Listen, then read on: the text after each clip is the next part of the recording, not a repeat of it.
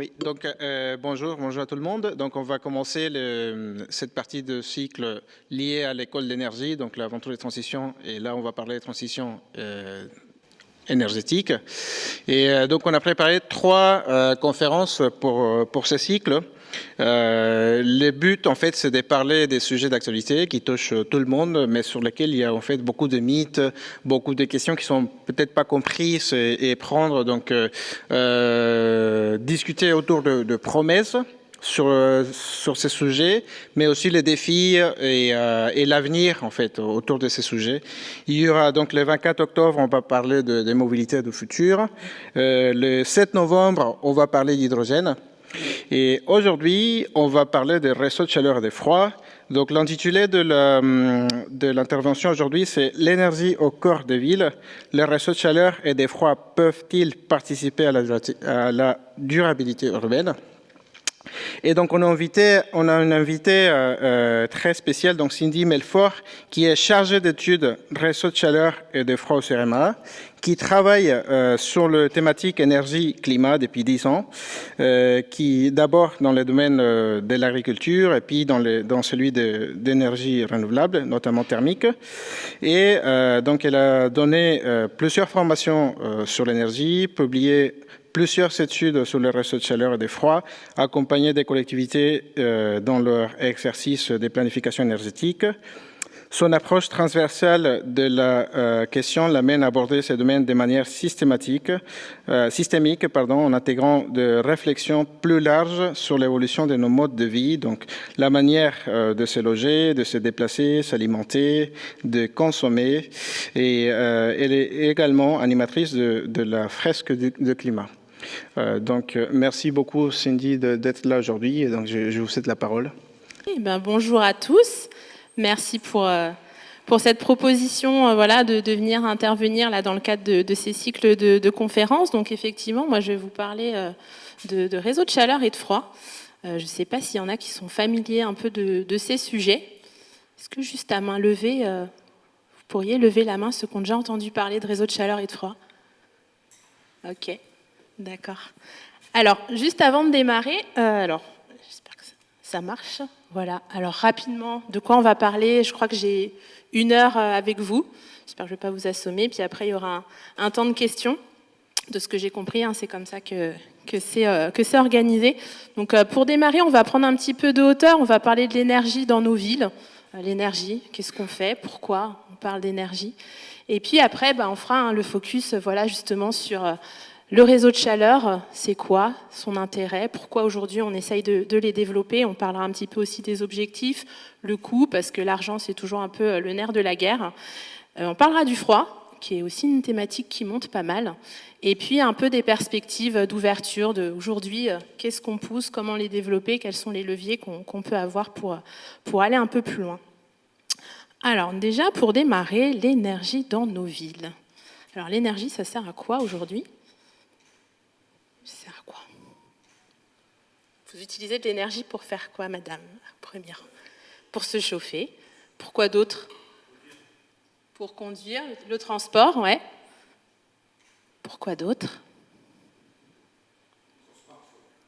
Ouais, tout ce qui est aussi lié au numérique, à la data.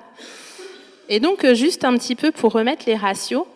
Aujourd'hui, quand on parle d'énergie, effectivement, on a tout ce qui est l'électricité, donc les besoins qu'on ne peut pas substituer avec autre chose que de l'électrique. Donc typiquement, tout le secteur du numérique, de la data, tout votre électroménager, les équipements aussi aujourd'hui dans les maisons, qui sont de plus en plus nombreux. Ça représente à peu près 1/3 des besoins énergétiques. Après, on a tout ce qui est pour les raisons de mobilité, donc tout ce qui est transport, qui va plutôt aujourd'hui être sur du fioul, mais pas que. On a des mobilités électriques aussi qui se développent, hydrogène, gaz, etc. Ça représente aussi 1/3. Et puis tout le reste, c'est le secteur de la chaleur. Donc la chaleur, quand on parle de la chaleur, c'est se chauffer, effectivement, produire de l'eau chaude sanitaire, mais aussi tout ce qui est industriel, donc les process industriels qui consomment de la chaleur, c'est 40% aujourd'hui à peu près du mix énergétique français. Donc ça veut dire que quand on parle un petit peu dans les grands objectifs, il faut décarboner le secteur de l'énergie. En gros, si on s'intéresse qu'à l'électricité, parce que souvent le discours il est un peu phagocyté par le PV et l'éolien, on loupe quand même une grosse partie de nos émissions. et de nos consommations énergétiques. Donc il n'y a pas que ça, il y a aussi la chaleur, et c'est pour ça aujourd'hui, je vais venir vous parler de la chaleur et comment on va faire pour décarboner ce secteur-là. Alors comment elle est produite la chaleur aujourd'hui en France? C'est majoritairement fossile. Bon, je pense que vous connaissez tous les grandes énergies fossiles aujourd'hui qu'on va utiliser. Donc pour la chaleur, on a principalement du gaz, encore un peu de charbon, pas trop, hein, ça tend à disparaître, du pétrole, 15%, d'électricité, qui est en partie aussi renouvelable, hein, et puis à peu près 30% aujourd'hui par les énergies renouvelables et de récupération. Donc les énergies de récupération, c'est tout ce qui va être énergie fatale, typiquement l'incinération de nos ordures ménagères. Ça produit pas mal de chaleur qu'on peut récupérer pour valoriser, on en parlera. Donc aujourd'hui, on a quand même un secteur qui est majoritairement fossile, et donc ça fait partie des objectifs au niveau national de le décarboner. Et donc dans les énergies renouvelables thermiques, la première énergie, bonjour messieurs, installez-vous. Première énergie renouvelable thermique, est-ce que vous avez une idée de laquelle c'est? La première qu'on utilise aujourd'hui, plutôt on la retrouve un peu partout en fait dans les ménages. Quand vous avez des poêles à bois, c'est le bois énergie qui va aujourd'hui concentrer quasiment les 2/3 en fait du secteur des énergies renouvelables thermiques. Donc c'est globalement, la majorité, c'est globalement les ménages qui sont équipés avec des poêles à bois, des cheminées, des inserts, etc. Après, on va avoir une partie qui va être tout ce qui est chaufferie collective, qu'on voit aussi de plus en plus, les chaufferies avec des plaquettes, des granulés, etc. Et puis après, on a quelque chose qui a explosé ces derniers temps, sont les pompes à chaleur. Je pense que vous en avez entendu parler. Donc ça grossit, c'est une dynamique qui est assez récente quand même, les pompes à chaleur aérothermiques, on précise, donc c'est celles qui vont récupérer les calories dans l'air, puisqu'après on peut avoir des pompes à chaleur dites géothermiques qui vont venir se pluguer sur les 4% là, de géothermie. Alors il y a de la géothermie, on n'a pas besoin de pompes à chaleur, notamment la géothermie profonde, qu'on fait pas mal ici en Ile-de-France grâce au Dogger. Mais vous avez aussi la géothermie dite de surface, où là, on va venir avec des pompes à chaleur pour rehausser les régimes de température, puisqu'on va avoir des régimes un peu plus faibles. D'autres petites filières, le solaire thermique, qui peine un petit peu à démarrer dans le mix énergétique, aujourd'hui 1%, donc c'est pas tant que ça. On est bien sûr de solaire thermique, on n'est pas sur du PV, donc on produit de la chaleur avec le solaire thermique. Les unités de valorisation des déchets, donc je vous en parlais, c'est ce qu'on met sous le scope de la chaleur de récupération. Donc quand on brûle nos ordures ménagères, on peut récupérer une partie de la chaleur pour la valoriser, pour chauffer des ménages. Typiquement, le réseau de chaleur sert à ça. Du gaz renouvelable, on va brûler aussi pour faire de la chaleur. Donc voilà, on a encore un petit bout de chemin à faire, mais ça vous donne un peu une idée des énergies aujourd'hui qu'on mobilise pour décarboner le mix de la chaleur. Alors rapidement, les objectifs nationaux. Aujourd'hui, la chaleur, donc je vous l'ai montré, 27%, un peu moins d'un tiers. Les objectifs à atteindre, aujourd'hui, il faudrait multiplier par 2 à 2,5 ce chiffre-là pour atteindre les objectifs nationaux. Donc voilà, on n'y est pas encore. Vous avez un petit peu là, les chiffres. Donc ça veut dire derrière, qu'est-ce qu'on fait pour aller décarboner ce secteur pour atteindre les objectifs nationaux. Et puis, je passe tout le laïus de pourquoi décarboner avec les enjeux changement climatique, gaz à effet de serre, etc. Je pense que vous êtes familiers de ce sujet. Alors, comment on va faire pour faire ça? Donc, décarboner la chaleur, c'est un enjeu de souveraineté énergétique. On a eu des petits conflits qui sont passés par là, où on s'est dit on est peut-être un peu dépendant en fait, des importations de certains pays. Et donc peut-être que ça serait pas mal de relocaliser un certain nombre de choses chez nous, et l'énergie en fait partie. Neutralité carbone, les aspects changement climatique, etc. Donc il y a aussi un enjeu là-dessus. Et puis maîtrise de la facture énergétique. Alors c'est des sujets qui fâchent un petit peu quand on voit les énergies fossiles aussi qui augmentent avec des coûts qu'on ne maîtrise pas tout le temps. Donc effectivement, quand on relocalise, ça permet aussi de mieux maîtriser la facture énergétique.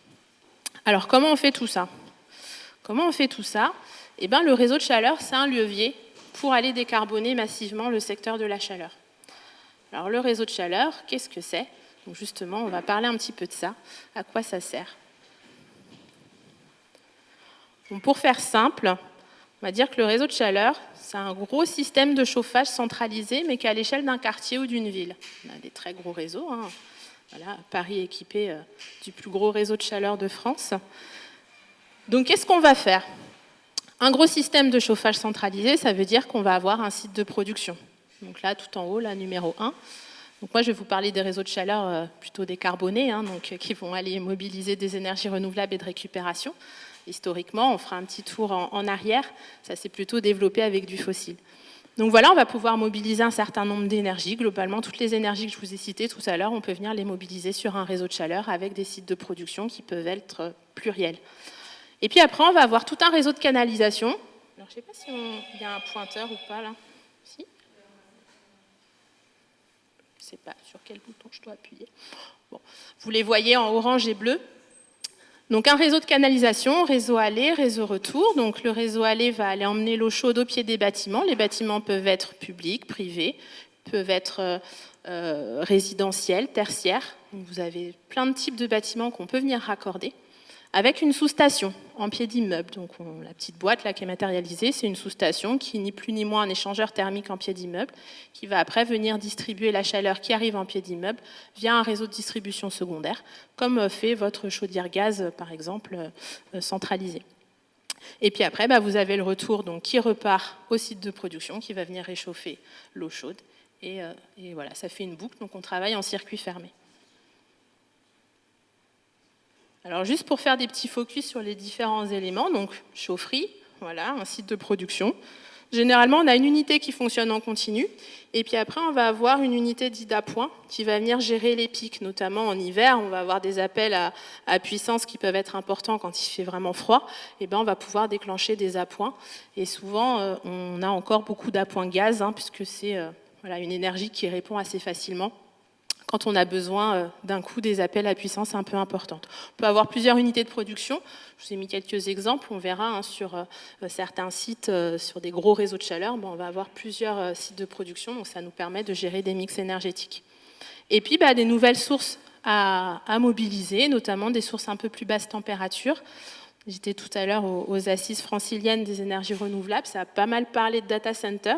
En Île-de-France, on a pas mal de data centers qui s'implantent. Et voilà, ça produit de la chaleur pour refroidir toutes nos données qu'on utilise. Et ça, on peut le récupérer et le valoriser aussi sur des réseaux. Chaleur des eaux usées, etc. Donc là, vous avez deux types d'installations. Une chaufferie biomasse à Orléans, qui alimente un réseau de 44 km de canalisation, plus petit que celui de Paris. Et puis là, une installation de solaire thermique qui est plus pas très loin de chez nous. Moi, je suis basée à Nantes, voilà, à Châteaubriand, qui est une grosse installation pour la France en solaire thermique. Après, on a les canalisations. Donc, les canalisations, c'est ni plus ni moins de l'eau qui circule dedans. Donc, assez simple, pas réinventer beaucoup de choses. On fait circuler de l'eau chaude. Plusieurs régimes de température. Par exemple, à Paris, on a tout un tronçon, plusieurs tronçons qui sont encore en régime vapeur. On a plutôt tendance aujourd'hui à essayer de fonctionner en tronçon eau chaude pour essayer de limiter les pertes. Voire sur des réseaux aujourd'hui dits basse température, on a de l'eau qui tourne à 30 degrés. Donc là, on est plutôt sur ce qu'on appelle des boucles d'eau tempérées. Peut-être c'est des termes qui vous parlent. Où là, on va venir plutôt alimenter des bâtiments récents, voire neufs, qui ont des bonnes performances énergétiques avec des systèmes type émetteurs assez performants, comme des dalles actives, des planchers chauffants, par exemple. Donc là, vous avez à quoi ça ressemble, une canalisation de réseau de chaleur. On peut les mettre aussi en caniveau. Donc c'est en circuit fermé, donc normalement, il y a très peu de pertes d'eau. Donc voilà, l'eau, elle circule en circuit fermé. Donc il n'y a pas non plus d'échange entre le circuit dit primaire, donc qui part de la chaufferie et qui arrive en pied d'immeuble. Et après, vous avez un autre réseau, dit le réseau secondaire, qui lui va véhiculer la chaleur dans le bâtiment. Donc on n'a pas d'échange d'eau entre ces deux circuits. Donc le gestionnaire du bâtiment est responsable du réseau secondaire et le gestionnaire du réseau de chaleur est responsable du réseau primaire.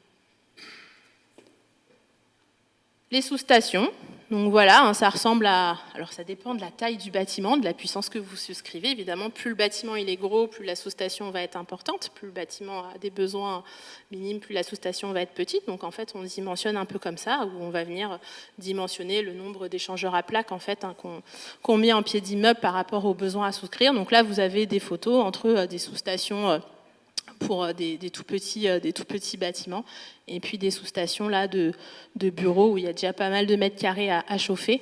Mais en gros, quand on vient raccorder un bâtiment qui est chauffé au gaz, par exemple, ça prend pas plus de place que la chaudière en place actuellement, quoi. Donc on dépose la chaudière gaz et puis on vient plugger cette sous-station à la place qui va faire l'office d'échangeur pour alimenter le réseau secondaire. Systématiquement un compteur pour facturer la chaleur, on y reviendra quand on parle de coûts. Et puis sur certaines sous-stations, tout à l'heure je parlais un petit peu des boucles d'eau tempérées où on a de l'eau très basse température qui circule, 30 degrés. On peut coupler en fait ces sous-stations à des pompes à chaleur qui sont mises en pied d'immeuble, qui vont venir rehausser pour des besoins de certains bâtiments cette eau pour avoir de l'eau un peu plus chaude qui arrive en pied d'immeuble. Donc c'est possible aussi sur certaines installations. Un petit peu d'histoire. Voilà, donc j'espère que vous avez tout compris, c'est quoi un réseau de chaleur, etc. Je voulais juste revenir un petit peu sur comment ça s'est développé, pour voir un petit peu aujourd'hui la dynamique où on en est. Bon, on n'a rien inventé, hein. Les réseaux de chaleur, ça existe depuis l'Antiquité. En fait, les Romains, ils utilisaient déjà des sources d'eau chaude, donc on était plutôt un peu sur le principe de la géothermie, donc des sources d'eau chaude pour aller alimenter des thermes, des logements. Donc voilà, on n'a rien inventé, et puis on a continué à développer ce système-là, notamment aussi au Moyen-Âge. Alors on cite souvent une ville en France où on considère que c'est un peu le premier réseau de chaleur de France, qui date des 1300, 14e siècle, qui était dans le Cantal. Alors je ne sais pas s'il y en a qui connaissent ce secteur. À Chaudzègue, il y a toujours ces sources de chaleur. C'est une ville thermale, pour ceux qui connaissent. Donc on a des sources d'eau chaude. La source la plus connue, c'est la source du Par, là où l'eau elle sort à 80 degrés. Donc autant dire qu'il n'y a pas besoin de beaucoup de réhausse pour aller alimenter les logements. Mais voilà, donc ça a alimenté une quarantaine de maisons déjà en 1300. Donc c'était un tout petit réseau, voilà, et on diffusait en fait cette eau pour pouvoir chauffer ces logements. Aujourd'hui, il y a toujours un réseau de chaleur, il n'a plus tout à fait la même tête, il a un peu grossi, le mode de gestion a aussi un peu changé, puisque historiquement c'était un peu gratuit tout ça, maintenant c'est plus le cas. Mais voilà, en tout cas, il y a un potentiel qui est utilisé, toujours aussi basé sur la récupération de la chaleur du sous-sol sur ce secteur. Et puis, après, les réseaux de chaleur dits modernes, la phase un petit peu plus récente, fin 19e, où là, on commence à avoir les grandes villes qui sortent.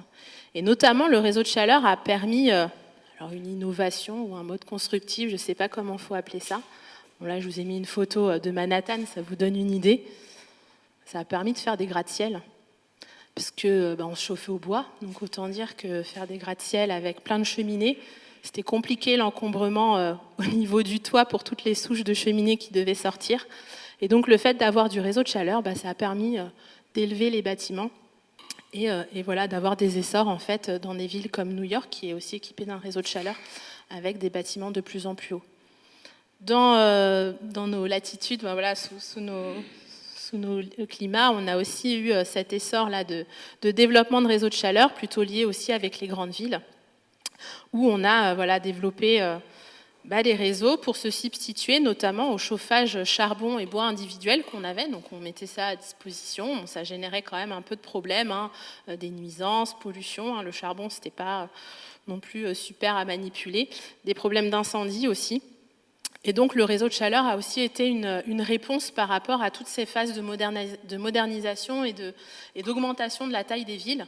Il y avait toujours plus de matières premières à aller chercher pour alimenter. Donc le fait de centraliser ça sur un site de production, et puis après on distribue ça par les canalisations. Donc les nuisances, elles sont localisées sur le site de production. Donc là, dans les années 30 déjà, Paris sort son réseau de chaleur. Vous avez en bas la tête de la gare de Lyon qui était un des premiers clients du réseau de chaleur de Paris. Alors après, ça s'est continué, politique d'urbanisation, notamment l'après-guerre. On a des besoins de logement importants, etc. Donc ça va se poursuivre. Petit focus du coup sur le réseau de chaleur de Paris. Il y en a qui doivent le connaître. Plus grand réseau de chaleur de France, géré par la CPCU. Je vous ai juste mis quelques chiffres, donc plus de 500 km de canalisation, c'est pas rien quand même, hein, donc faut gérer tout ça. Je vous ai remis aussi le mix énergétique, là, donc ça c'est des publis que la CPCU diffuse assez régulièrement sur le bilan du réseau de chaleur, comment il fonctionne, etc. Donc encore un appoint gaz assez important, là vous avez 47% gaz écogé. C'est un réseau aujourd'hui qui tourne à un peu plus de 50% d'énergie renouvelable et de récupération. Il faut savoir qu'historiquement c'était du 100% fossile, donc qui poursuit son verdissement en incluant de plus en plus d'énergie renouvelable dans le mix énergétique. Aujourd'hui on va avoir dessus un site géothermique, donc plutôt géothermie profonde, des unités de valorisation des déchets, donc il y a 3 gros UVE qui sont plugués sur la CPCU, donc qui viennent alimenter ce réseau de chaleur. Et puis vous avez après des sites de production qui sont plutôt alimentés aujourd'hui par du gaz, et il y a des unités aussi de cogénération qui permettent de produire chaleur et électricité, donc il y a une revente aussi d'électricité. Donc voilà, c'est un réseau qui poursuit un petit peu son verdissement, qui continue aussi à raccorder des bâtiments. Il y a pas mal de bâtiments emblématiques de Paris, d'ailleurs, qui sont raccordés sur ce réseau. Je suis sûre que vous en connaissez certains.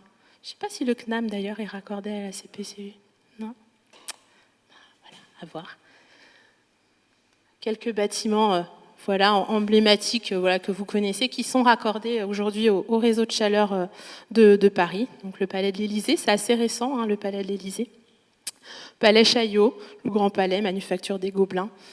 Notre-Dame de Paris aussi, alors pour des besoins un peu particuliers, mais voilà, donc il alimente quand même pas mal de bâtiments, et aussi des bailleurs sociaux, copropriétés, etc. Donc je vous disais, après-guerre, on continue le développement des réseaux de chaleur. Donc on a toutes les grandes villes qui commencent à s'équiper. Quand je dis grandes villes, on est quand même sur des tailles quand même assez importantes. Mais voilà, vous avez quelques exemples, Grenoble, Strasbourg, Villeurbanne à côté de Lyon, Chambéry, etc., qui s'équipent de réseaux de chaleur. Donc on est plutôt à l'après-guerre, en lien avec les grandes politiques d'urbanisation. Et puis après, années 70, il y a un truc qui se passe, choc pétrolier. Et là on se dit, on va utiliser du pétrole, du fuel dans nos réseaux, c'est pas top quand même. Avec le choc pétrolier, ça augmente les coûts, donc on va se poser la question d'utiliser d'autres sources d'énergie, parce que tous ces réseaux-là étaient plutôt alimentés avec du fuel et du charbon. Donc on se dit, on va utiliser d'autres vecteurs.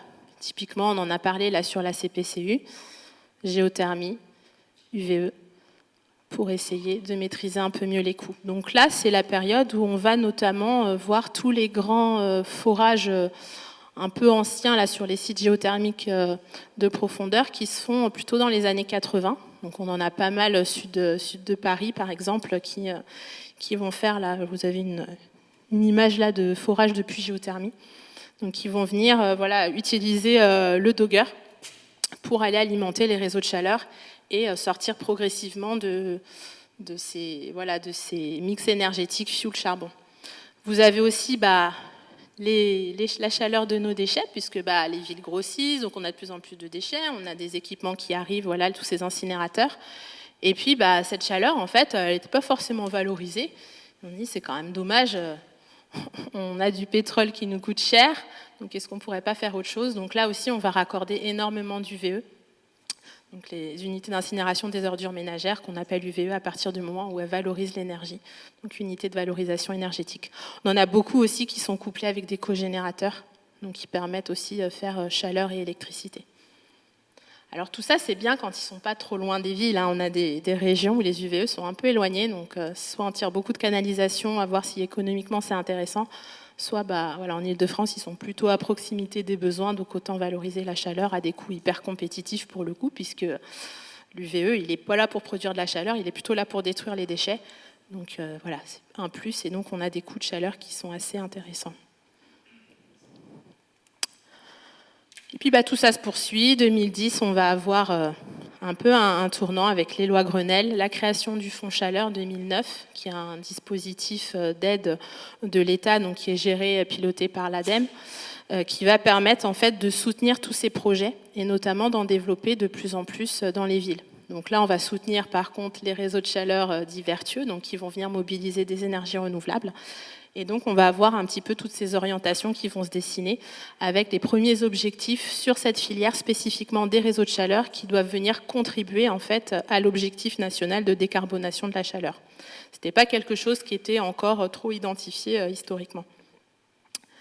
Et donc voilà, on va poursuivre avec mobiliser de plus en plus des ENR qui sont déjà mobilisés, la biomasse, la chaleur de récupération, la géothermie, etc. On va avoir d'autres aussi énergies qui vont venir être mobilisées, comme le solaire thermique. On va avoir des réseaux de froid aussi qui vont commencer à se développer, j'en parlerai un peu plus. Et puis on va commencer aussi à s'intéresser sur la performance énergétique de ces réseaux en essayant de diminuer le régime de température pour limiter les pertes. On avait beaucoup de tronçons vapeur et donc là, quand c'est possible, on essaye de descendre ces régimes de température pour optimiser le fonctionnement et améliorer les rendements. Alors aujourd'hui, où est-ce qu'on en est sur les réseaux de chaleur? Donc là, vous avez tous les ans, en fait, une grande enquête nationale qui est faite sur cette filière-là, qui est opérée par le Syndicat national du chauffage urbain. Donc, qui va enquêter tous les réseaux de France. Donc, il y a quand même un taux de réponse qui est assez important. Et ça permet de sortir un petit peu des états des lieux de la filière, pour se dire où est-ce qu'on en est, quelles sont un petit peu les marges de progression. Aujourd'hui, la filière réseau de chaleur, on est à presque 70% d'énergie renouvelable et de récupération dans le mix énergétique. Donc là, vous avez le mix. Objectif en 2030 d'atteindre 75%, donc les 3/4. Donc on a encore une marge de progression. Bon, après, on peut se dire qu'on a quand même un chemin parcouru, parce que vous avez le chiffre là de 2012. Donc en 10 ans, vous voyez qu'il y a quand même quelques points qui ont été pris sur la filière. Donc ça s'est traduit aussi par des gros travaux de verdissement des réseaux un peu emblématiques qui livrent quand même beaucoup de chaleur aujourd'hui. Et là, vous avez la part un petit peu des types de bâtiments qui sont raccordés. Donc, je vous disais en début, on raccorde tout type de bâtiments. Donc, on peut aussi raccorder des bâtiments agricoles, c'est pas la majorité, de l'industrie. Et puis, majoritairement, quand même, le secteur résidentiel et tertiaire. Aujourd'hui, dans l'enquête, on compte 950 réseaux. En réalité, il y en a beaucoup plus parce qu'il y a plein de petits réseaux qui ne répondent pas encore. Donc voilà, les petits réseaux techniques qui se développent dans des communes plus petites.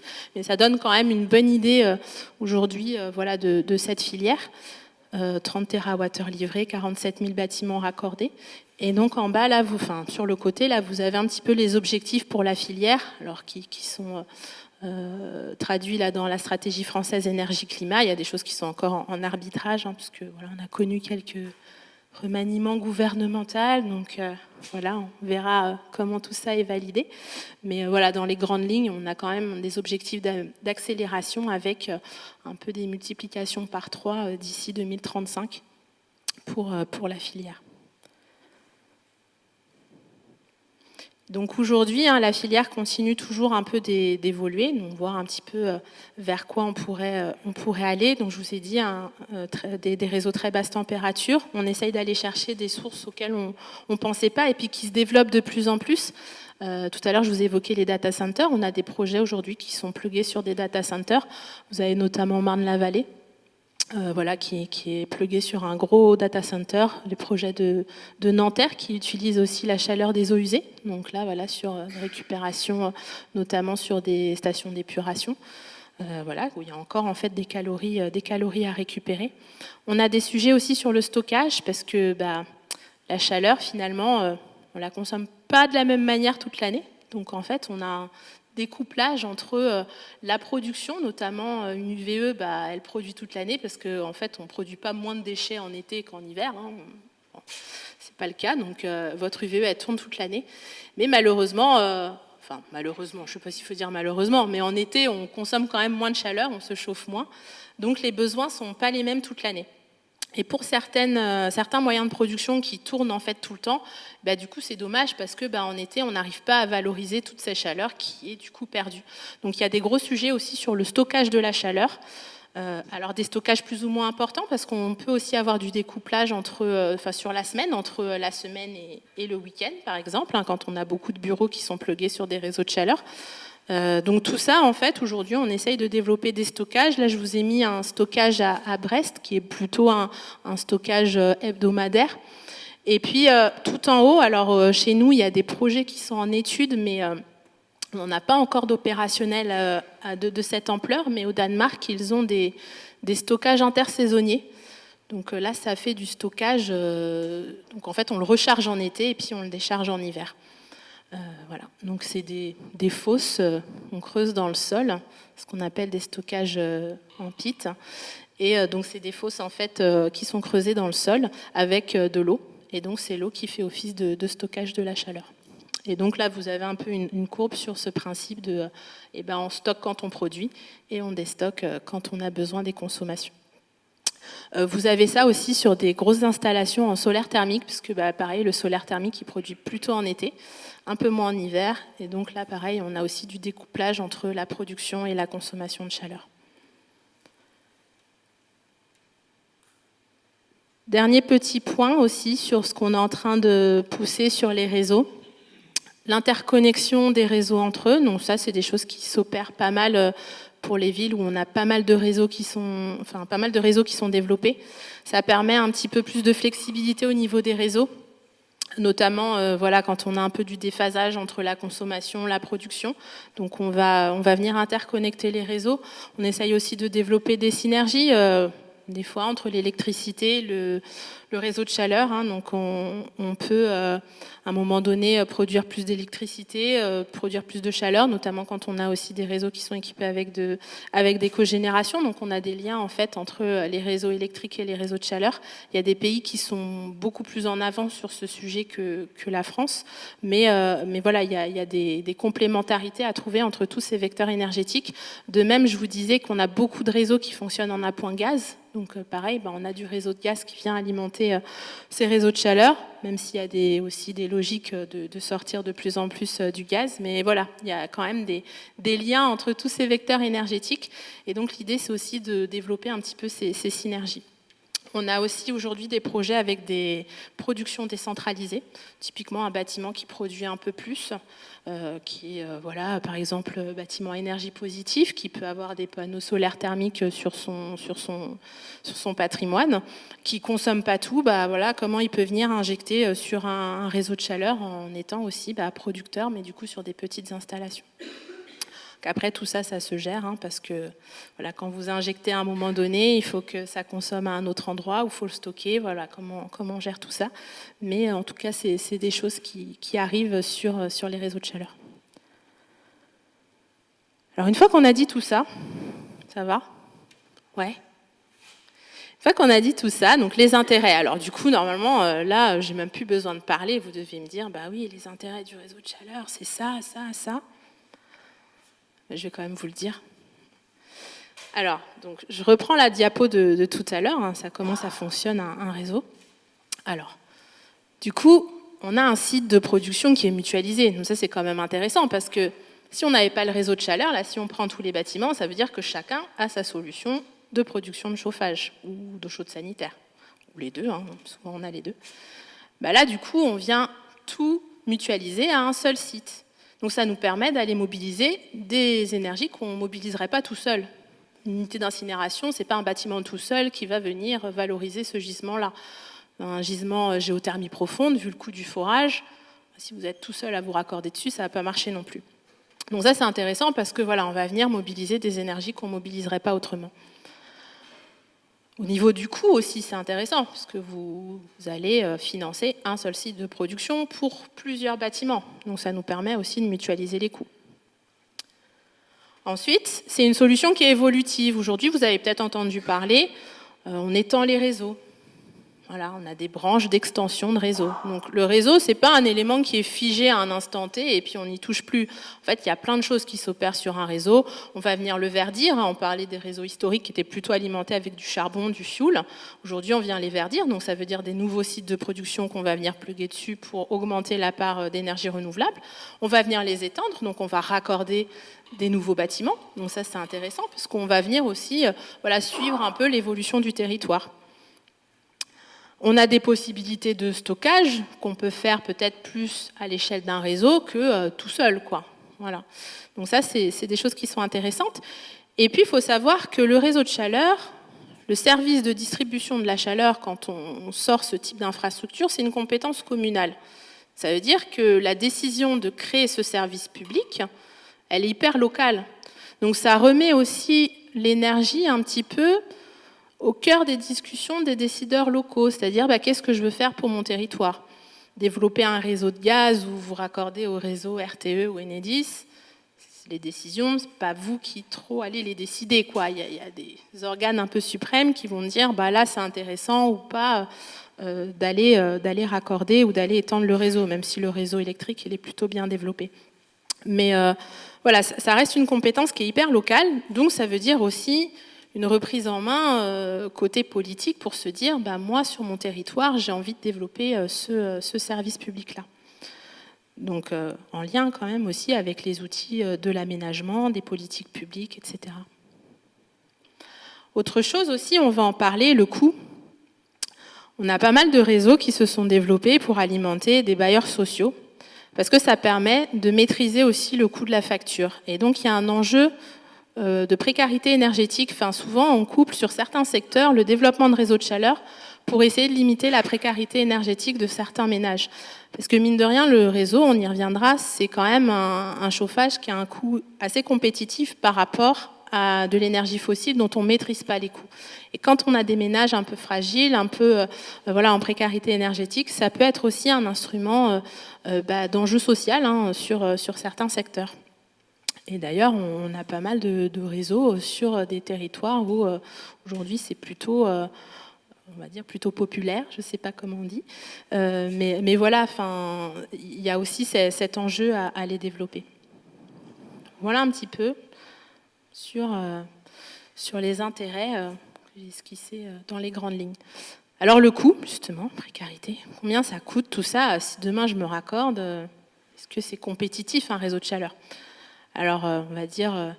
c'est pas toujours évident parce que le coût, on le compare à quelque chose en fait. Le prix d'un réseau de chaleur, quand je me raccorde le coût de la chaleur, je le compare à l'énergie fossile, au gaz. Le gaz, il a un prix qui est assez volatile. Voilà, tout le monde le sait. Des fois, il est cher, des fois, il est moins cher. Alors du coup, le réseau, il va être plus ou moins compétitif suivant les périodes. Alors là, aujourd'hui, il a monté et puis là, il est en train de redescendre. Donc voilà, on fait avec parce que... le système français fait qu'on va plutôt subventionner les énergies fossiles, on a subventionner les énergies renouvelables.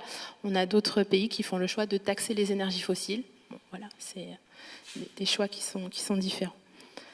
Alors, qu'est-ce qu'on paye déjà pour chauffer son logement? Parce que souvent, on parle de la facture énergétique. Bon, c'est la facture que vous recevez en fonction de ce que vous avez consommé. Généralement, il y a une part d'abonnement aussi, une part fixe. Voilà, vous payez votre abonnement électrique, votre abonnement gaz, et puis en plus, vous avez la part variable qui est en fonction de ce que vous avez consommé. Bon, ça, c'est ce qu'on va payer tous les mois, si vous êtes mensualisé, ou tous les trimestres, ça dépend. Après, il y a l'entretien des installations. Votre chaudière gaz, vous avez peut-être un entretien avec un professionnel qui vient regarder que votre chaudière fonctionne bien, qu'il n'y a pas de problème. Mais ça, vous payez tous les ans un coût d'entretien de votre chaudière. Puis l'amortissement des installations, parce que votre installation, elle n'est pas gratuite. Donc vous l'avez payée à un moment donné, quand vous l'avez installée. Et puis on va prendre en fait un coût d'investissement qu'on va répartir sur la durée de vie de l'installation. Quand on parle de coût du chauffage, si on raisonne en coût global, c'est tous ces postes-là globalement qu'on va payer. Alors il y a des coûts qu'on n'y pense pas toujours parce qu'on le paye une fois l'année, ou l'investissement, on le paye une fois one shot, puis voilà, on se dit après c'est bon. Mais voilà, tout ça, il faut que ce soit mis dans la balance. Et donc, quand on compare par rapport à différents modes de chauffage, donc ça, c'est pas nous qui l'avons fait, c'est issu en fait de l'enquête annuelle que je vous évoquais. Donc, ça nous permet d'avoir des prix de vente de la chaleur sur les différents réseaux. Alors, on a des analyses plus fines par type d'énergie mobilisée sur les réseaux, etc. Et donc, on a une étude aussi qui sort une comparaison économique des modes de chauffage. Donc là, vous avez un petit peu ce que ça donne. Pour le réseau de chaleur, c'est un réseau de chaleur moyen. Donc, on ne prend pas forcément les réseaux avec la part d'énergie renouvelable la plus importante. On est sur un réseau à peu près moyen, autour de 60% de NR, un peu plus. Voilà, donc ça donne un peu une idée. Et donc, on va comparer les différents postes, puisqu'on raisonne en coût global. On a donc la facture énergétique, on a l'entretien, et puis, on a l'investissement à la base. Quand on prend l'électrique, en fait, ce qui vous coûte le plus cher, c'est la consommation, parce que bon, c'est pas le système de chauffage le plus performant. Alors là, juste pour préciser, on est sur un logement, oui, je vous l'ai mis, type RT 2005, donc plutôt un logement quand même performant, hein, voilà, pour vous donner un petit peu une idée, voilà, qui consommerait 120 kWh par mètre carré. Donc en fait, en électrique, ce qui coûte le plus cher, c'est plutôt la facture énergétique, donc les kilowattheures que vous allez payer tous les mois, plus l'abonnement. L'investissement, c'est pas ce qui coûte le plus cher, et l'entretien encore moins. C'est simple d'entretenir des convecteurs, hein. Vous n'allez pas avoir quelqu'un qui va venir tous les ans regarder s'ils fonctionnent bien, etc. Enfin, voilà.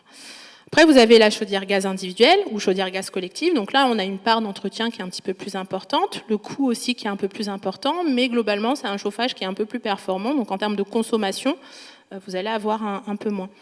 En fait, ça s'explique parce que sur des chaudières gaz, généralement, vous avez une boucle d'eau qui va venir distribuer dans vos convecteurs, enfin dans vos radiateurs. Et du coup, vos émetteurs sont un peu plus performants puisqu'ils utilisent le véhicule eau pour faire circuler en fait la chaleur. Et puis le dernier, le réseau de chaleur. Donc là, vous voyez, hein, la facture énergétique peut dépendre un petit peu du mix énergétique du réseau. Donc là, je vous l'ai dit, c'est en moyenne. Alors après, ça peut varier suivant le mix énergétique. On a quand même de l'entretien, parce que voilà, tout ça, faut l'entretenir. Donc c'est pris au coût global et après, c'est réparti sur les abonnés et les usagers. Et puis l'investissement aussi qui est facturé.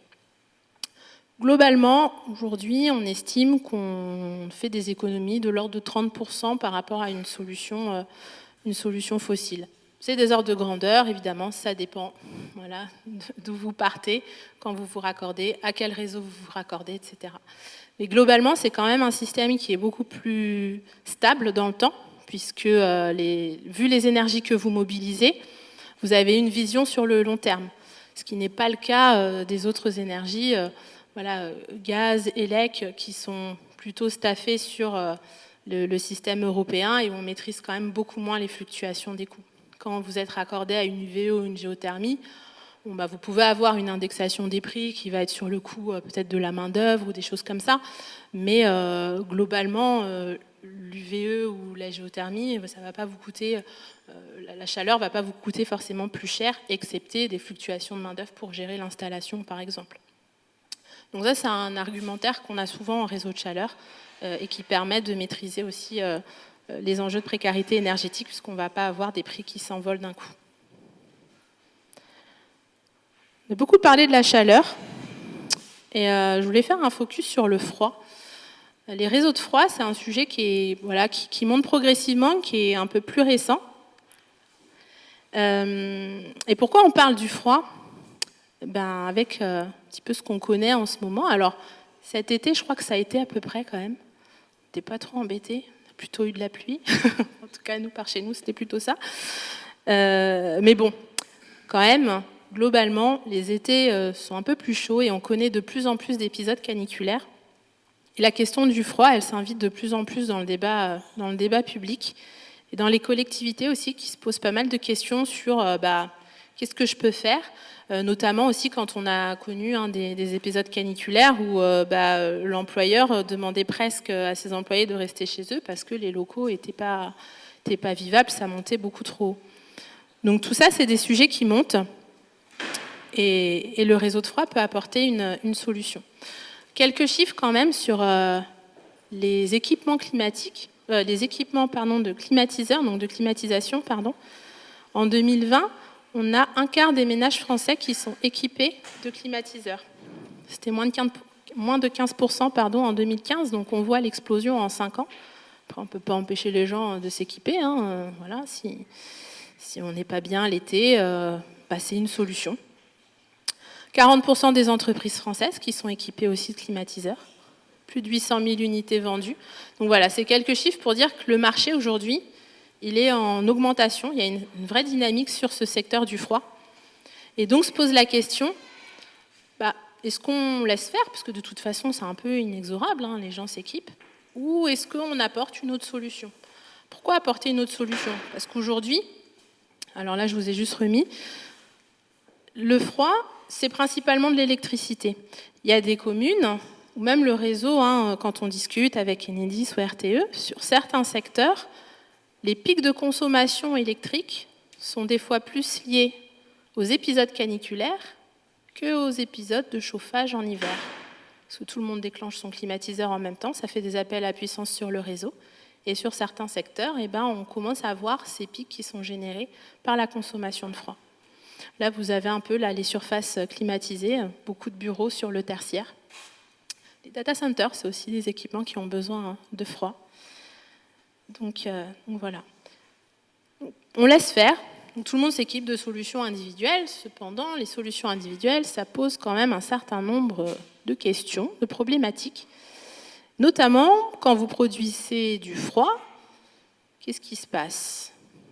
On récupère de l'air qu'on va refroidir et en fait, on rejette de l'air chaud à l'extérieur. On rejette de l'air chaud à l'extérieur, donc il fait plus chaud à l'extérieur, donc on veut refroidir plus. Donc la PAC, par exemple, si c'est une pompe à chaleur réversible, elle tourne plus. Elle rejette encore plus de chaleur parce qu'il faut qu'elle produise plus de froid, donc elle rejette plus de chaleur. Donc il fait plus chaud à l'extérieur, etc. Donc vous rentrez dans un cercle qui n'est pas vraiment vertueux. Et en fait, on renforce ce qu'on appelle les îlots de chaleur urbains. Donc ça pose un problème. Donc voilà, si on laisse faire, en fait, on vient renforcer cette dynamique. Un chiffre là sur le climat urbain et climatisation où on estimait qu'à Paris, ça pouvait générer des hausses de 0,25 à 2 degrés sur du climat local, l'impact des solutions individuelles. Autre chose, j'ai parlé des pics de charge sur le réseau électrique. Les fluides frigorigènes aussi, on utilise des fluides frigorigènes qui ont des forts pouvoirs gaz à effet de serre. Donc pareil, les solutions individuelles sont souvent un peu moins bien entretenues que quand on a des gros équipements, faut se le dire. Et puis l'efficacité énergétique, elle est quand même moins intéressante que sur des grosses machines qu'on pourrait mutualiser. Enfin voilà, si ça vous parle, les coefficients de performance, etc. Sur des pompes à chaleur type RR, ou voilà, c'est des solutions là que vous voyez un peu sur la photo, on a quand même des coefficients qui sont un petit peu moins intéressants que d'autres technologies. Donc aujourd'hui, on peut laisser faire ça ou essayer de voir qu'est-ce que je peux proposer pour améliorer le confort d'été, parce que si on ne fait rien, de toute façon, les gens vont s'équiper. Donc, plusieurs solutions alternatives. Alors, dans l'ordre, déjà, c'est d'essayer de limiter l'inconfort d'été. Donc, on va essayer d'aménager les extérieurs, les villes. Alors, c'est tout ce qui est végétalisation, ça marche quand même assez bien. Vous comparez entre une ville, vous avez beaucoup de verdure, même quand vous marchez sur une rue, si vous avez des arbres, en été, c'est quand même plus agréable qu'une rue hyper minérale. Donc ça, déjà, on le ressent directement. Donc ça, c'est vraiment à l'échelle du quartier, donc une maille un peu plus macro. Puis après, on a la conception de nos bâtiments. Les façades sud, comment elles sont exposées, est-ce que j'ai des systèmes pour limiter les apports solaires à l'intérieur ou pas? Comment je gère un petit peu ces expositions? Est-ce que des fois, on peut avoir aussi, par exemple, des végétalisations devant une façade? Des arbres feuillus, par exemple. En été, j'ai des feuilles. En hiver, j'en ai pas. Donc, ça ne me réduit pas mes apports solaires en hiver. Donc, voilà, il y a des conceptions, en tout cas, de bâtiments qui peuvent permettre un petit peu d'améliorer ça. Les dalles actives aussi, sur ces émetteurs, où on peut avoir des solutions de rafraîchissement qui sont aussi intéressantes. Et puis, le dernier recours, c'est une fois qu'on a fait tout ça, mon bâtiment, en été, ça va quand même toujours pas. Et donc là, on va rentrer sur des solutions, effectivement, de distribution de froid à l'échelle du bâtiment. Encore faut-il qu'il soit équipé d'émetteurs froids. Sinon, en fait, vous mettez des splits qui propulsent de l'air froid. Donc, ça revient à ce qu'on a évoqué sur les solutions individuelles. Donc, l'idée, c'est plutôt de proposer des solutions mutualisées de froid qui vont permettre justement d'aller mobiliser, comme pour le réseau de chaleur, des sources qu'on ne mobiliserait pas tout seul. Donc, un réseau de froid, même principe que le réseau de chaleur. Vous avez une centrale frigorifique, donc qui va produire le froid, alors qui peut être de différents types. Aujourd'hui, c'est souvent quand même de la compression électrique qui est utilisée. Mais on peut venir solliciter des sources de froid, par exemple l'eau d'un lac, d'un fleuve. On parlera du réseau de froid de Paris, Fraîcheur de Paris, qui utilise en partie la Seine pour faire du free cooling. Annecy, qui utilise son lac pour faire du froid aussi, qui a un petit réseau de froid. Après, on va avoir pareil des canalisations d'eau qui vont venir véhiculer du froid. On a plusieurs types de régimes de température sur le froid. des sous-stations en pied d'immeuble. Et donc, pareil, il faut avoir des émetteurs avec un système de distribution au sein du bâtiment. Et on peut faire du stockage sur Paris. On a aussi du stockage de froid. Beaucoup moins de réseaux de froid en France, 40. Tout à l'heure, je vous disais 950 réseaux de chaleur, 40 réseaux de froid. Donc beaucoup moins, 1 TWh livré, beaucoup moins de bâtiments aussi raccordés, 1500 bâtiments. Problématique qui est un peu moins historique que les réseaux de chaleur. Mais on a aussi des enjeux de développer cette filière-là, notamment par rapport aux problématiques identifiées sur l'adaptation de nos villes aux effets du changement climatique et notamment aux effets de ces épisodes caniculaires plus importants. Donc c'est identifié comme solution pour essayer d'améliorer cet aspect-là. On a parlé des différents intérêts, efficacité énergétique. On va pouvoir mettre des machines qui vont avoir des performances meilleures que les solutions individuelles. Des entretiens réduits, parce que du coup, on centralise aussi les entretiens plutôt que d'avoir plein de systèmes individuels où on va venir entretenir plus ou moins. Limitation des pics de consommation électrique, parce qu'on peut aussi venir soulager en mobilisant d'autres sources énergétiques. Je parlais de la Seine, des lacs, etc. Donc ça va venir aussi soulager le réseau. Du stockage, qui peut aussi venir découpler justement cet aspect, le moment où il fait hyper chaud, tout le monde déclenche son climatiseur. Quand on a du stockage, ça permet un peu de lisser aussi ces pics de consommation. Et puis, on a parlé atténuation d'effets d'îlots de chaleur urbains. La contrainte visuelle, je vous avais montré une photo là où on voyait plein de machines en façade. Sur un bâtiment classé monument historique, ça ne se fait pas. Je pense que les ABF vont pas être trop contents. Donc le réseau de froid, c'est une sous-station, donc ça se voit pas, c'est quand même un peu plus discret. Puis là, je vous ai mis une photo du lac d'Annecy, puisqu'ils ont aussi un réseau de froid. Ils utilisent leur lac pour récupérer le froid en fait du lac et le distribuer sur hôtels, logements, bureaux. Réseau de froid de Paris, 103 km, c'est le plus grand réseau de France, voire d'Europe d'ailleurs. En réseau de froid, on est assez bon en fait en France. On n'a pas beaucoup, 40, mais dans les pays européens, on est plutôt bien placé. Donc voilà, particularité, notamment on a des prises d'eau sur la Seine, donc logique du free cooling quand on peut. Après, c'est complété par des machines à absorption avec de l'électricité. Et notamment, ils ont travaillé aussi à installer des panneaux photovoltaïques là, sur certains bâtiments, dont l'Arena, qui permet de produire en fait l'électricité nécessaire à la production de froid. 4 réservoirs de stockage, 12 sites de production qui sont répartis un petit peu partout dans la ville. Des bâtiments aussi emblématiques qui sont raccordés, parce que le froid, il y a des bâtiments un peu spécifiques qui ont des besoins en froid, notamment les musées. Alors il y a quelques musées à Paris, quelques musées un peu connus d'ailleurs. Donc voilà, le Louvre typiquement est raccordé sur le réseau de froid de Paris, Fraîcheur de Paris, l'Hôtel de Ville, l'Assemblée nationale, l'Opéra Garnier. Les casinos sont des gros consommateurs de froid aussi, s'il y en a qui aiment jouer. Voilà, donc c'est des bâtiments intéressants à raccorder. Voilà, j'arrive à la fin. Comment on va plus loin? Parce que je vous ai dit, ok, on a quelques réseaux, mais il faut tripler à l'horizon 2035. Alors, comment on fait tout ça? Il y a plusieurs choses. Déjà, il faut savoir où est-ce qu'on peut développer des projets technico-économiquement viables. Donc mieux identifier les opportunités sur les territoires. En plus, je vous ai dit, c'est une compétence communale. Donc la décision de développer ces infrastructures, elle est assez locale au final. Alors nous, je fais un petit peu de pub pour un outil qu'on a développé en interne au CEREMA, qui s'appelle En Réseau et qui permet d'identifier des zones d'opportunité. Alors là, je vous ai mis une capture d'écran sur le froid. Donc vous voyez là les petits patatoïdes orange, jaune. On a regardé en fait les bâtiments qui sont les plus consommateurs. En chaleur et en froid, on a fait le même exercice. Donc, tous les bâtiments de France, on estime les besoins en chauffage, en ECS, en climatisation. Ça ne veut pas dire qu'ils sont équipés de climatiseurs. Ça veut dire qu'on identifie un besoin en froid sur ces bâtiments. Puis, on va regarder s'ils sont proches les uns des autres. Parce que je vous ai dit, il faut les relier. Donc, ça veut dire qu'il faut faire passer des canalisations pour aller raccorder les différents bâtiments entre eux. Ça, c'est un coût, génie civil, etc. Donc, plus ils sont proches, moins un tiers de canalisation pour une consommation équivalente. Donc, du coup, on regarde ça, en fait, cet aspect densité thermique. Donc, on ramène les mégawattheures livrés au mètre linéaire de canalisation à tirer. Et donc, tout ça, ça nous permet d'identifier des zones d'opportunité. vous pouvez regarder, on a une application mobile, vous tapez en réseau CEREMA, vous allez tomber dessus, vous pouvez scanner le QR code. Vous regardez chez vous, je ne sais pas si vous habitez tous à Paris, voilà, vous allez voir qu'il y a des zones d'opportunité un peu partout. Et si vous habitez un peu plus loin, peut-être qu'il n'y a pas encore de réseau et que ça pourrait être intéressant de les développer. Donc n'hésitez pas à aller faire un tour.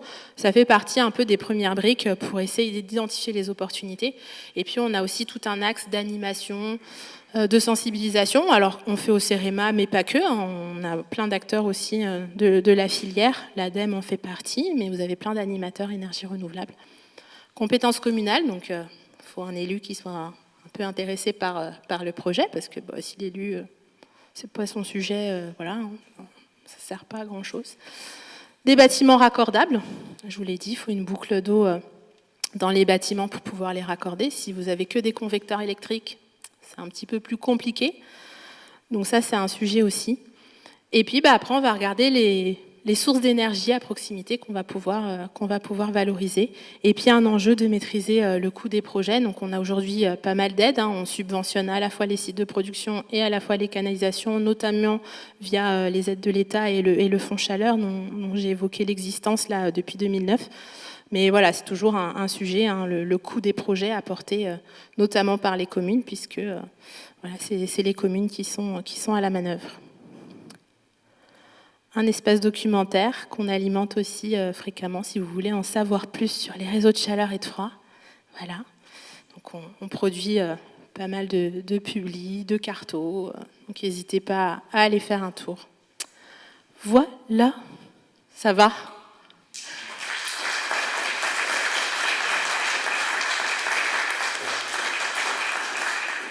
Bonjour, merci beaucoup pour votre présentation. J'avais plusieurs questions. Est-ce qu'un réseau de chaleur peut être réversible et devenir un réseau de froid? Après, est-ce que c'est possible ou pas? Ça serait bien si on branchait du froid, on branchait du chaud sur le même réseau. La deuxième question, c'est, vous avez beaucoup insisté sur l'intérêt des réseaux de chaleur, mais est-ce qu'ils ont des inconvénients? Et puis la troisième question, c'est sur la gouvernance des réseaux de chaleur. C'est une compétence communale, donc j'imagine que les grosses communes sont favorisées par rapport aux petites communes, et que donc est-ce que les intercommunalités aussi peuvent se saisir de ça? Et puis j'imagine que c'est plutôt favorable pour des gros bâtiments, pour des petits bâtiments, et donc le raccordement à des pavillons n'est pas forcément terrible, que c'est du réseau, donc plus c'est gros, mieux c'est. Voilà. C'est quelques questions. Alors, la première question, c'était... Ouais. Alors oui, pour que le réseau soit réversible, en fait, il faut qu'il travaille sur des températures basses. C'est-à-dire que si on veut vraiment que ce soit un réseau mutualisé, donc qui fasse à la fois de la chaleur et du froid, sans doubler les canalisations, parce que c'est ça l'enjeu. Sinon, on a des réseaux qui font les deux, et du coup, on a 4 canalisations, donc un aller-retour pour le chaud et un aller-retour pour le froid. Ça, c'est des choses qui existent. Donc, on a double réseau. Après, voilà, pour mutualiser les canalisations, en fait, on va plutôt parler de ce que j'appelais les boucles d'eau tempérées. Donc, en fait, on travaille à très basse température. Et suivant le besoin du bâtiment, c'est la pompe à chaleur en pied d'immeuble qui va venir soit utiliser le réseau comme une source chaude ou comme une source froide pour produire soit du chaud, soit du froid à l'intérieur du bâtiment. Donc on a ces réseaux voilà, qui commencent à se développer. Ça marche quand même plutôt pour du récent ou du bâtiment très performant parce que ça veut dire qu'on travaille en très basse température. Donc il faut plutôt des bâtiments qui sont bien isolés avec des émetteurs assez performants, type dalle active. Donc voilà, aujourd'hui, ça reste quand même sur des cas assez restreints, parce que voilà, un bâtiment des années 70 où on a besoin quand même d'avoir un certain degré en chaleur pour pouvoir le chauffer correctement, ça va être un peu compliqué. Sur les inconvénients du réseau de chaleur, vous l'avez un peu esquissé, on ne peut pas en développer partout. Quand on est sur du très rural où on a des bâtiments qui sont assez éloignés les uns des autres, c'est que ça commence à être compliqué parce que ce qui coûte en fait en réseau de chaleur, c'est les canalisations, tout ce qui est génie civil, voirie, etc. Donc on ouvre quand même des tranchées, on passe les tuyaux. Donc plus vous avez une densité de consommation qui est rapprochée et plus ça va être intéressant. Donc aujourd'hui, sur certains territoires ruraux, c'est pas une solution qu'on va préconiser. On va plutôt être sur des équipements dédiés à un bâtiment. Effectivement, le raccordement des maisons individuelles, c'est un sujet. Ça peut complexifier le réseau. C'est pas ça qui est structurant pour un réseau. On ne va pas tirer des canalisations aujourd'hui pour aller raccorder des secteurs de maisons individuelles. On peut avoir des opportunités de raccordement si on a un tronçon qui passe en pied de maison, par exemple. Je ne sais pas, on va chercher l'école du coin et puis on a quelques pavillons qui pourraient être raccordés. Donc c'est plutôt de l'effet de l'opportunité.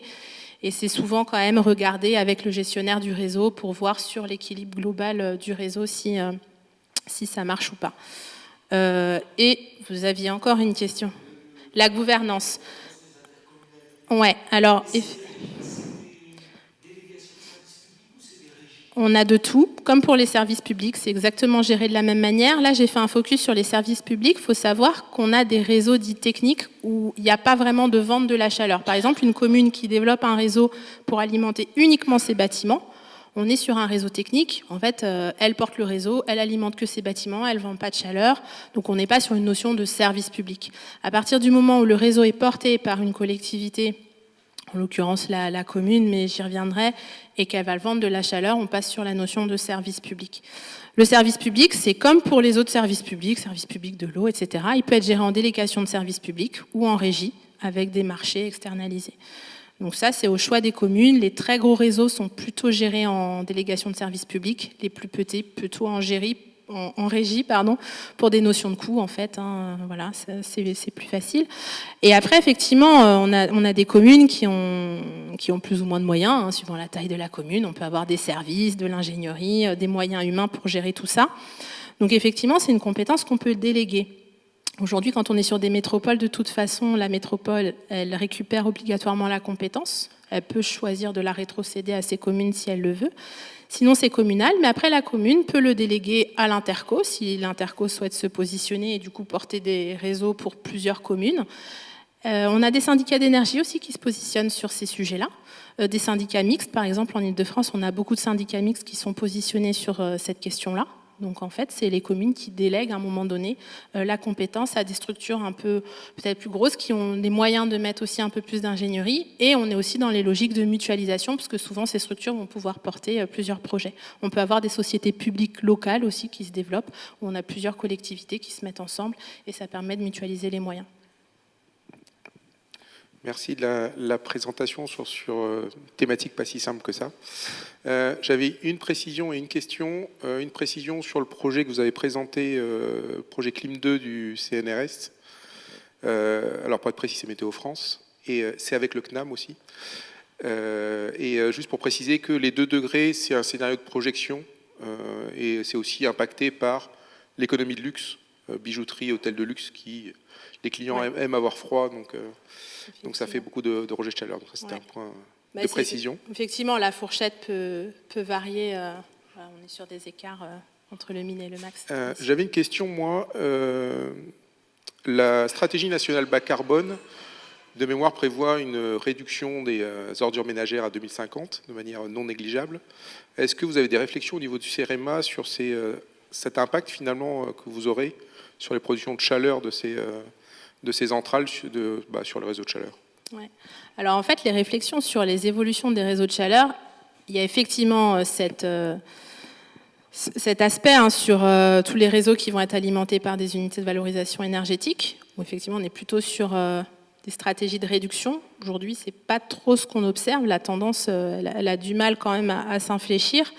On n'a pas de nouveaux projets qui sortent, mais effectivement, c'est un sujet. Et en plus, dans les sujets, on a aussi tout ce qui est rénovation énergétique des bâtiments, qui fait qu'on a des bâtiments qui vont consommer moins. Et donc, sur certains réseaux qui sont dimensionnés pour aller livrer un certain nombre de mégawattheures, se pose la question aussi, sur mes sites de production, j'ai des capacités de production qui se libèrent parce que moins de livraison.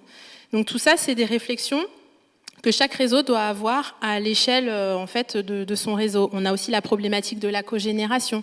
On a des réseaux qui ont des cogénérations, des contrats de vente élec qui s'arrêtent.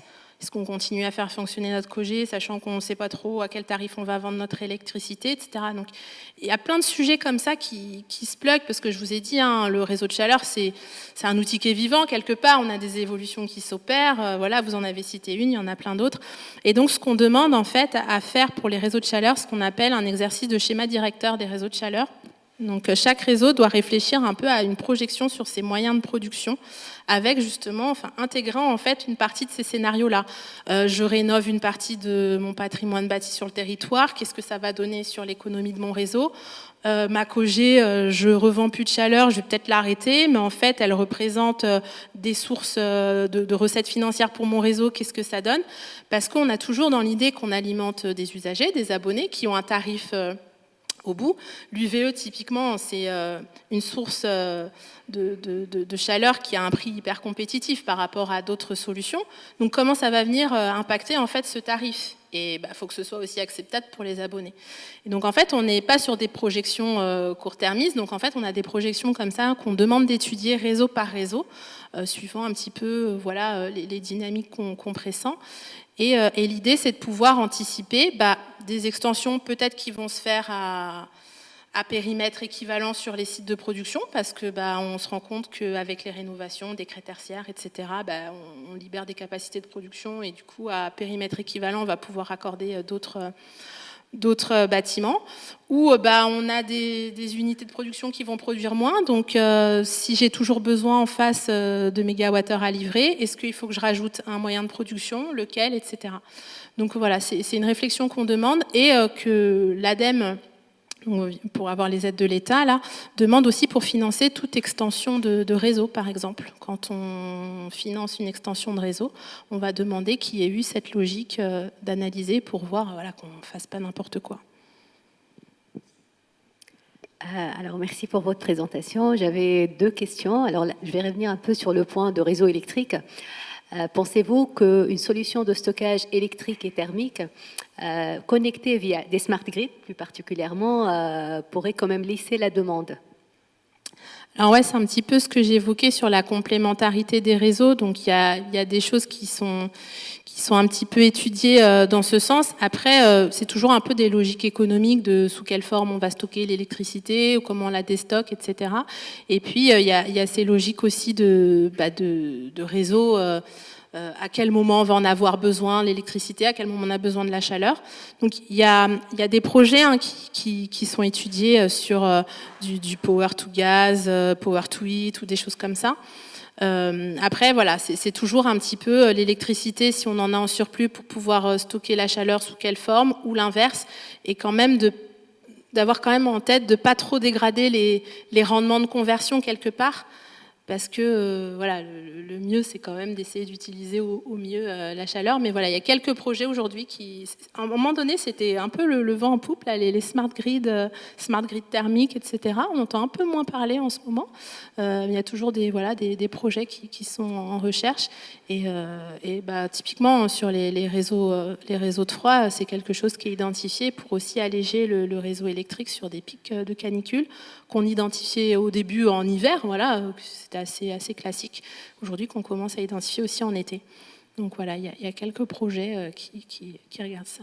Après, ma deuxième question, alors si je reste sur les smart grids, cette technologie, alors les smart grids, ils permettent aux consommateurs d'injecter au réseau et rendre le consommateur un peu actif. Est-ce que pensez-vous qu'il y a quand même un modèle pour le réseau de chaleur qui permette aux consommateurs demain d'injecter aussi au réseau de chaleur ? C'est tout ce qui est solution décentralisée, où aujourd'hui on a des bâtiments par exemple qui vont être à énergie positive, où on se pose la question s'ils peuvent, quand ils consomment moins, réinjecter le surplus sur le réseau. Alors pareil, c'est des choses qui sont étudiées à des mailles assez resserrées en termes d'échelle, parce que ça c'est quand même compliqué à gérer. Ça veut dire qu'il faut savoir à quel moment on peut ou pas injecter, donc ça nécessite aussi pas mal de domotique, de capteurs, etc.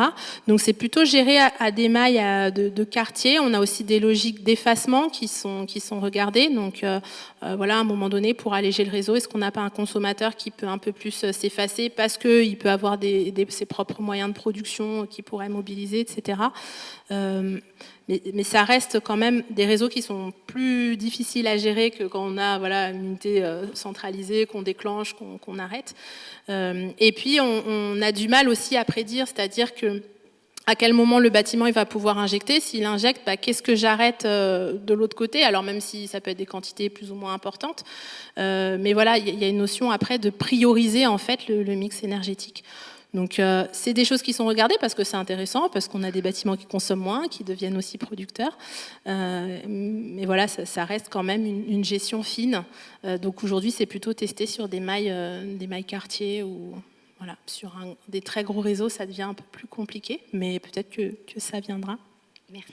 Merci beaucoup pour cette présentation, c'est très intéressant vraiment, et même dans les cadres d'Île-de-France, là vous avez parlé de schéma directeur en fait pour le réseau de chaleur en Île-de-France, là il est à peu près à 500 km. Il est prévu de passer à plus de 700 km en 2050 et le réseau de froid, il est à 75 km, il est prévu à passer à 240. Vous avez touché aussi le sujet de stockage, en fait, de cet aspect de surproduction de chaleur en été et on a un besoin de production de froid.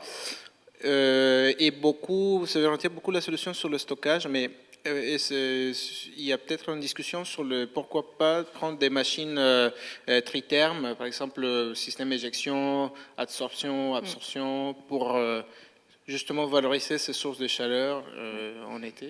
Ouais. Oui, c'est vrai, j'en ai pas parlé. Les machines à absorption, c'est des choses aussi qui sont regardées. En fait, en face, il faut qu'on ait une source de production qui produit quand même pas mal, donc avec des régimes de température. Donc typiquement, il y a des projets qui l'étudient sur UVE. Il y en a qui ont tourné aussi sur du solaire thermique. En été, donc on fait fonctionner en fait les machines à absorption plutôt que de faire de la compression électrique. En fait, vous faites de la compression thermique et donc avec du chaud, vous faites du froid en gros, pour faire simple. Et oui, c'est des choses qui sont regardées. Par contre, aujourd'hui, les machines à absorption ont du mal à être compétitives d'un point de vue économique par rapport aux compresseurs classiques électriques. Et donc c'est ça qui fait qu'on a du mal à les pousser dans les mix énergétiques pour faire ça. Mais voilà, avec le sujet du froid qui augmente, le fait aussi qu'on regarde beaucoup les taux de NR et R dans les réseaux de froid, donc peut-être que ça va permettre de trouver un peu plus une place, un modèle économique pour ces groupes à absorption, voilà, qui aujourd'hui sont quand même plus coûteux. Donc il faut aussi une volonté et une source de chaleur fatale ou du solaire thermique. Mais voilà, il faut quand même des panneaux... des surfaces de panneaux. Après, voilà, j'en ai pas parlé, mais sur certaines ENR, il y a les logiques foncières qui rentrent aussi en ligne de compte, etc. Mais oui, c'est des solutions qui peuvent être envisagées de coupler la production de chaleur pour faire du froid avec des groupes de ce type-là.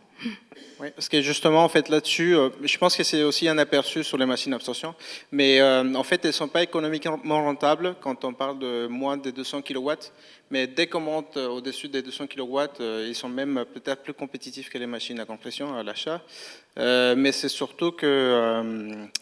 Il y a peut-être des choses intéressantes parce que, par exemple, dans le réseau de froid de Paris, on utilise justement des systèmes qui sont à peu près de 230 kW ou autour de ça. Donc, il y a peut-être des choses à rechercher là-dessus, mais c'est un sujet très vaste, très intéressant. D'autant plus qu'il me semble, en plus que sur les UVE qu'il y a autour de Paris et notamment qui alimentent la CPSU, on a encore des marges de manœuvre sur certaines UVE pour répondre aussi sur, même si on réduit nos déchets, en fait, aujourd'hui, on a plusieurs UVE où on n'utilise pas tout le gisement, mais parce que ils produisent tout l'année. En été, on a du mal à valoriser. Donc, il y a peut-être des solutions aussi à trouver pour essayer de valoriser la totalité, parce que sinon, c'est perdu, quoi. Et donc, je suis comprendre qu'on n'a plus beaucoup de temps. Donc, je tenais quand même de la part de Monsieur le Directeur aussi de l'École d'énergie et puis remercier Sandy de votre discours et votre présentation. Et c'était vraiment très intéressant. Je ne sais pas s'il y a des derniers mots à dire. Effectivement, vous remercier énormément pour cette première séance de ce cycle, de ce deuxième cycle, mais premier cycle sous cette forme-là. Et donc, je pense que vous avez tous pris le petit calendrier qui vous permettra de revenir la prochaine fois, c'est-à-dire que je ne me trompe pas, le 24 octobre pour écouter Antoine Frémont qui voilà, a posé des questions passionnantes et ce sera sur la mobilité du futur et l'électricité. Donc merci encore à vous et merci évidemment à notre Merci. intervenante.